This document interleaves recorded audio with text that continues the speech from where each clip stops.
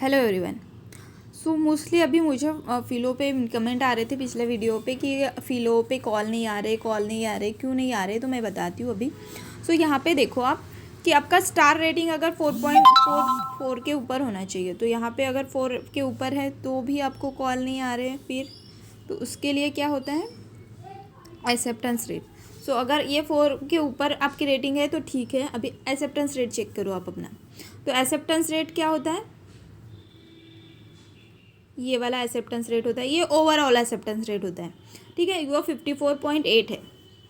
और मेरा ब्लॉक हुआ है उस सब्जेक्ट वाइज एक्सेप्टेंस रेट था 75%।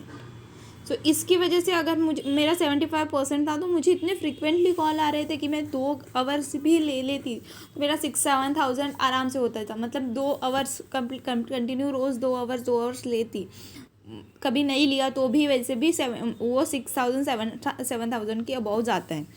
तो ऐसे था।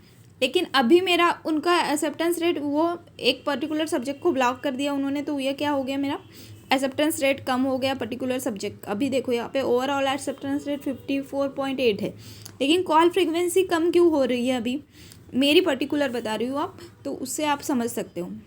तो यहाँ पे देखो फिज़िक्स के लिए एक्सेप्टेंस रेट देखो यहाँ पे 10.88। तो जो भी सब्जेक्ट अभी है मेरे पास, मतलब जो सब्जेक्ट मैं एक्सेप्ट कर सकती हूँ, तो वहाँ पे फिज़िक्स का एक्सेप्टेंस रेट है 10.88। देन केमिस्ट्री का है 8.15। यहाँ पे ऐसे राइटिंग का कोई लेक्चर नहीं लिया मैंने, तो इसके लिए एक्सेप्टेंस रेट है ही नहीं, ठीक है। ग्रामर का ये देखो इतना कम एक्सेप्टेंस रेट है, क्योंकि मुझे इतने कॉल नहीं आ रहे इससे रिलेटेड, और कॉल आए तो भी मुझे क्वेश्चन मैं इतने कॉन्फिडेंट नहीं हो रही हूँ, क्योंकि वो पर्टिकुलर अभी ये मैथमेटिक्स जो आप देख रहे हो वो कॉम्पिटिटिव एग्ज़ाम का मैथमेटिक्स है, और जो मैंने लिया नहीं था, मतलब मैंने वो मैथमेटिक्स नहीं लिया था, मैथमेटिक्स एंड रीजनिंग अभी बंद था मेरा।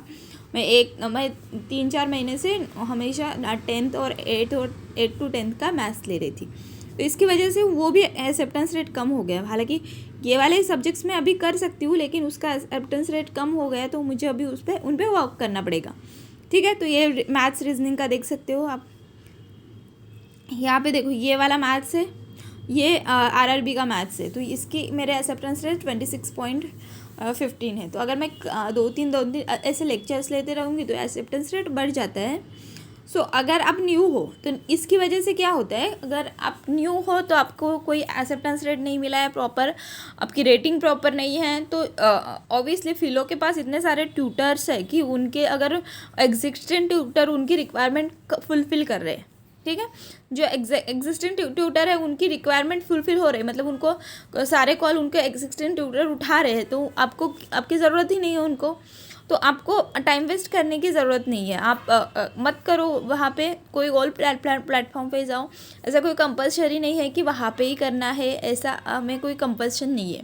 सो अगर कॉल नहीं आ रहे तो ऐसे दिन भर उसकी इंतज़ार मत करते रहो, अपना जो भी काम है या फिर और कोई मिलता है वो करो, ठीक है। सो ठीक है। तो मोस्टली न्यू ट्यूटर के लिए तो वो बेनिफिशियल भी नहीं है, क्योंकि उनके एक्सिस्टिंग ट्यूटर बहुत ज़्यादा है इसकी वजह से।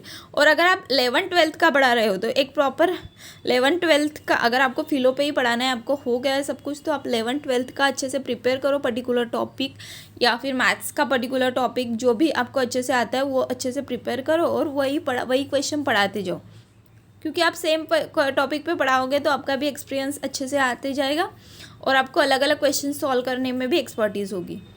सो ऐसे करो, अगर आपको चाहिए कि मुझे फ़िलो पे ही पढ़ाना है, नहीं तो ड्रॉप कर दो, क्योंकि उनको अभी रिक्वायरमेंट है सिर्फ जेई और 11th-12th के लिए। तो अगर 11th-12th और जेई की रिक्वायरमेंट फुलफ़िल कर सकते हो आप, तो आप 11th-12th के लिए जाओ, क्योंकि रोज़ उनका मैसेज तो आता है कि 11th-12th की कमी है उनकी ट्यूटर की, तो आप 11th-12th के लिए जा सकते हो। Okay, thank you.